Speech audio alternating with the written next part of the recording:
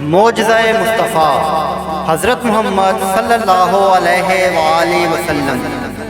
حضرت عبداللہ ابن مسعود رضی اللہ تعالیٰ عنہ سے روایت ہے کہ نبی کریم صلی اللہ علیہ وآلہ وسلم کے پاس مشرکین مکہ کا ایک گروہ آیا جس کا سردار ابو جہل تھا۔ انہوں نے کہا کہ اگر آپ واقعی اللہ تعالیٰ کے سچے رسول ہیں تو ہمیں کوئی معجزہ دکھائیں اور چاند کے 2 ٹکڑے کر کے دکھائیں تو ہم آپ پر ایمان لے آئیں گے۔ روایت میں ہے کہ اس وقت آسمان پر 14ویں کا چاند مکمل طور پر روشن تھا۔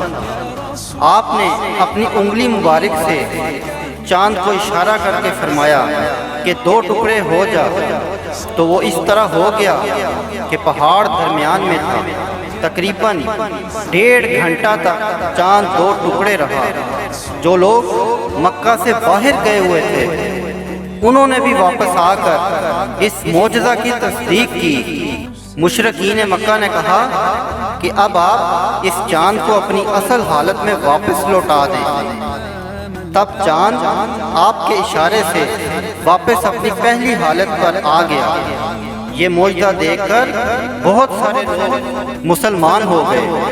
یہ معجزہ دیکھ کر بہت سے لوگوں نے اسلام قبول کر لیا، مگر کچھ بدبخت پھر بھی کافر ہی رہے۔